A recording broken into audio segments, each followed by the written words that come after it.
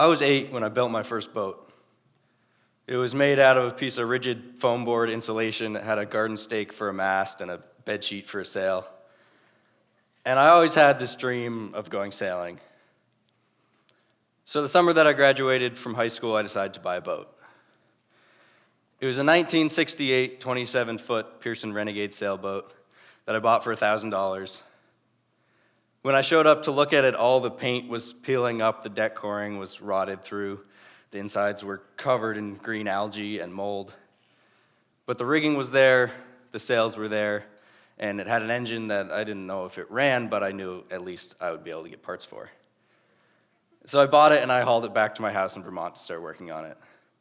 And I spent the rest of that summer working on it, and finally, in the end of August of last year, I was ready to put it in the water.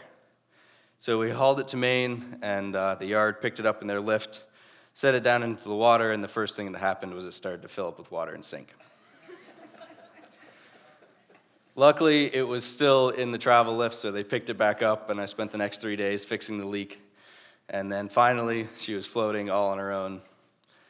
And I spent the rest of my time up until I left fixing the engine and doing everything else you have to do to a boat to get it ready to live on and sail down to the Caribbean.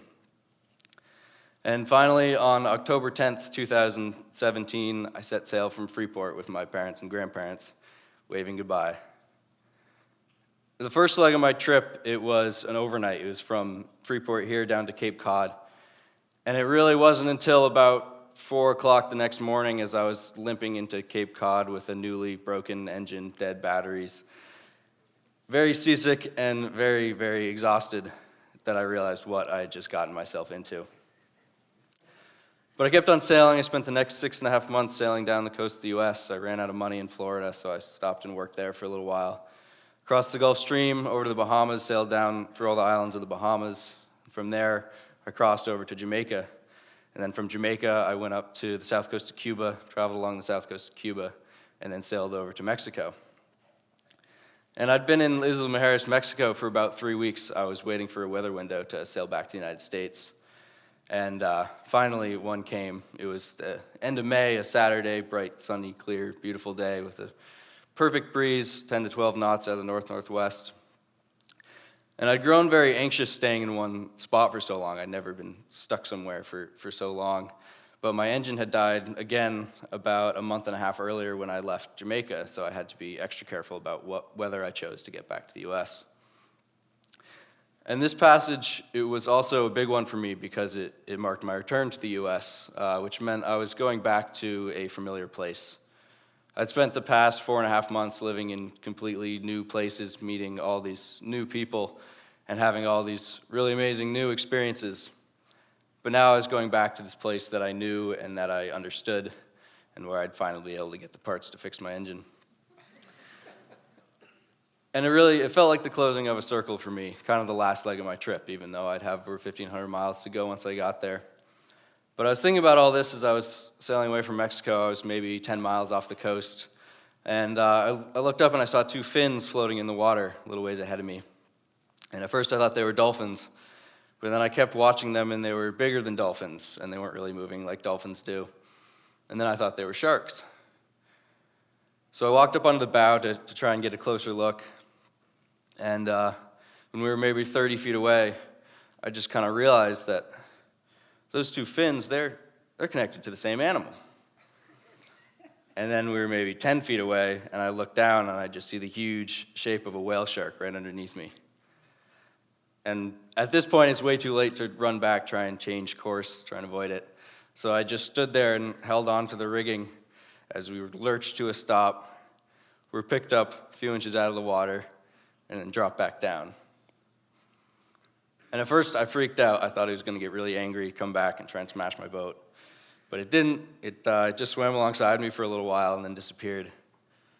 And it took me a little while to calm down after that and realize what had just happened. But I kept on sailing, and later that day, I sailed into the strongest part of the Yucatan Current. The Yucatan Current, it's a north-flowing current, flows between the Yucatan Peninsula of Mexico and the tip of Cuba.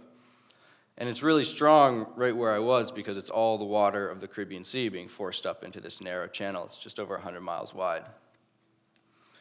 And one thing that you never want when you're on the ocean, especially in a small boat, is to have a strong wind that's opposing a strong current.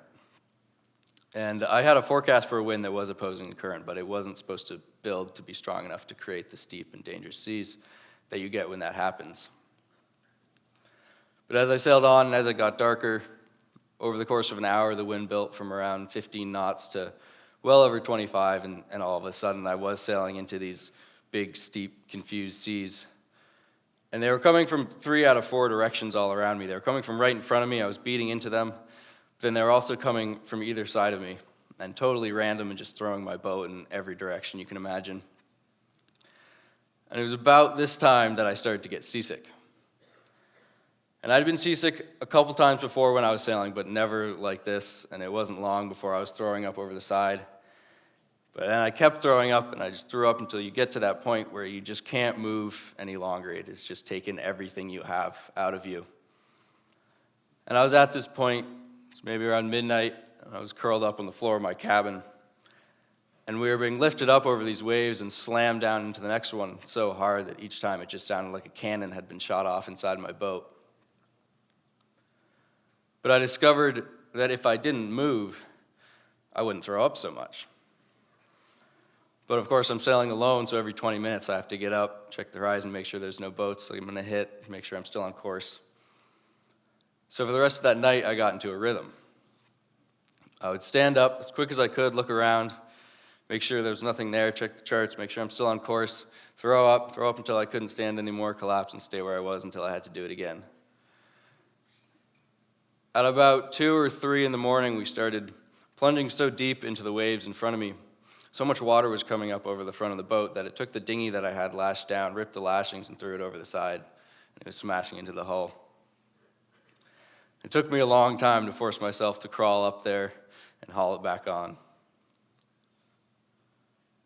But finally, after what had seemed like an endless night, the sun rose, the seas calmed, and I started to feel a little better.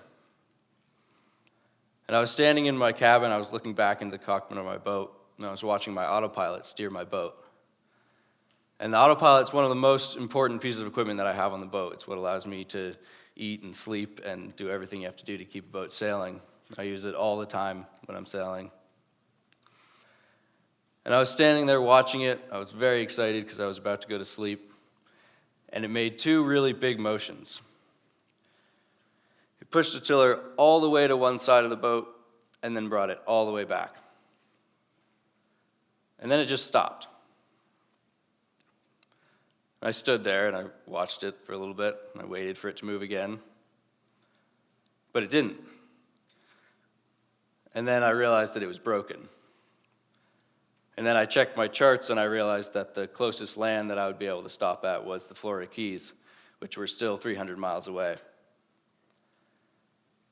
And this was the only moment during my entire trip that I just wanted to give up. I was done. It was not fun anymore. But of course, you can't. You're on a little boat by yourself in the middle of the ocean. So I did the only other thing I could think of. I hove to, which kind of makes the boat stay in one place, and I just went to sleep. But I was awakened about half hour later by a call on the radio from a passing ship. It was a sailboat about half a mile off my stern. It was passing by on the opposite tack from me. And as I was talking to them, they explained to me that the reason that they were on this tack was because it was easier for their chef to get the food out of the oven when they were tipped that way. And hearing that, part of it really pissed me off. But it also made me realize that I wasn't completely alone, that they were going to get to where they were going, so was I, even though it might be a little bit different for me to do it. But that's what it took, and I tacked back onto course and headed to Florida.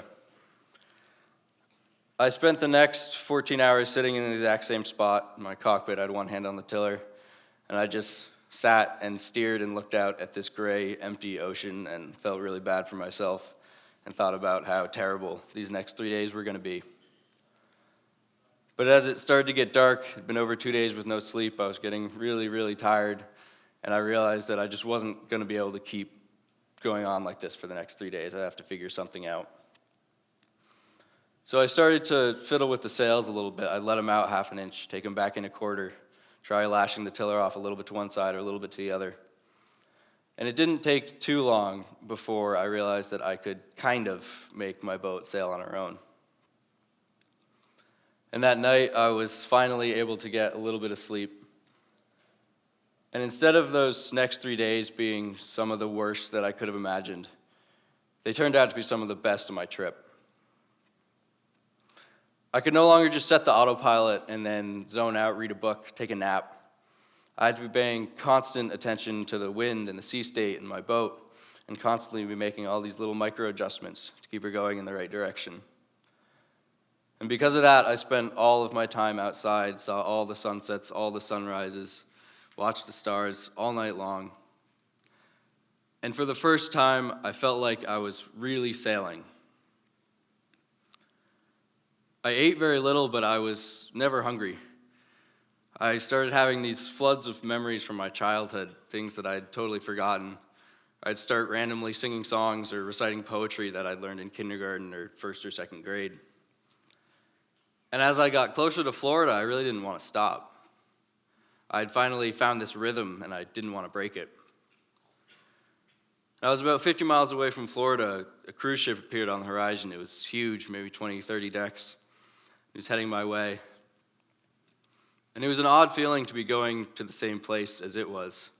You know, there's sort of a camaraderie in that you're two boats returning from sea.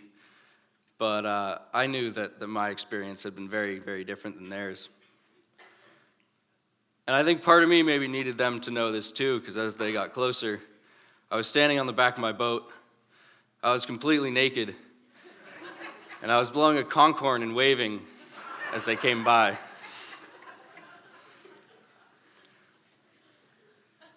Now that I'm back, people always ask me why I wanted to do this trip. And I think they're always looking for some kind of inspirational answer. They want to hear that I wanted to challenge myself, push my limits, learn about myself. But for me, it was always very simple. I just wanted to go sailing. Of course, along the way, I did learn that I love to challenge myself, to push my limits as far as I could. And I did learn a lot about myself. But from the beginning of this trip, it was really simple. Just go sailing. Thank you.